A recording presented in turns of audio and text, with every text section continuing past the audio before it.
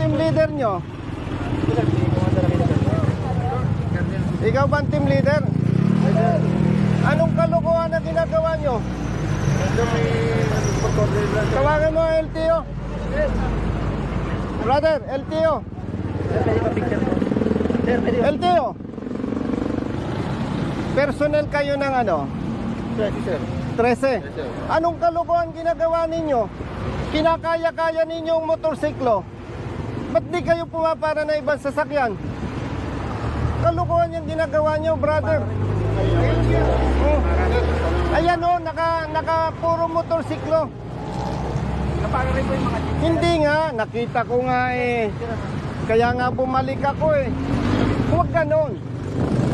Bakit kayang-kaya nyong hulihin ng motorsiklo? Yung ibang sasakyan hindi. Manghuhula ba kayo para yung ibang sasakyan walang violation? Hindi, nakikita ko naman eh, brother eh. Yan o, puro motorcycle riders. Sir. Ako po yung ito po yung Hindi nga eh. Opo. Kita ko nga. O sige, may isang four wheel. Pero ano yung mga nakatambak? Sergeant Aquino. Sergeant Aquino. Nakakapikon kayo eh. Masyado ninyong kinakaya-kayang mga riders eh. Duwag ba kayo? Oh, ikaw, tanungin kita. Gusto mo ba sabihin ang kriminal sa hanay lang ng riders? Hindi sir. Oh, sino yung mga nang-aambus? Anong ginagamit na sasakyan? Four wheel. Oh, bakit ganyan ang ginagawa ninyo?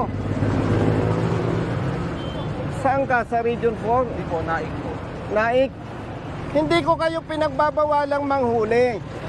Hindi ko kayo pinagbabawalang manita. Kasi law enforcement. Pero nakakabwisit yung ginagawa ninyo. Riders lang kinakaya-kaya nyo.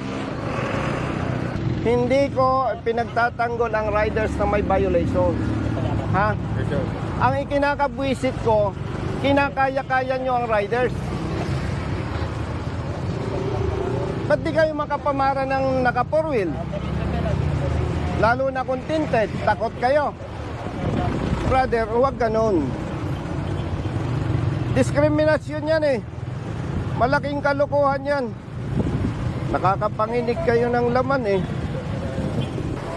Nakakapanginig kayo ng laman ah. Oh. Salita ka. Alisin niyo yung mga motor. Madam, pakisabihan mo nga yung hepe ng ano daw to. Brother, LTO ano ka? Naik po. Sabihan mo nga, madam, yung hepe ng LTO Naik. Nabubuisit ako, kinakaya-kaya ang mga riders. Kung ang kakayanin nyo lang, kapatid, riders, wag na kayong manita.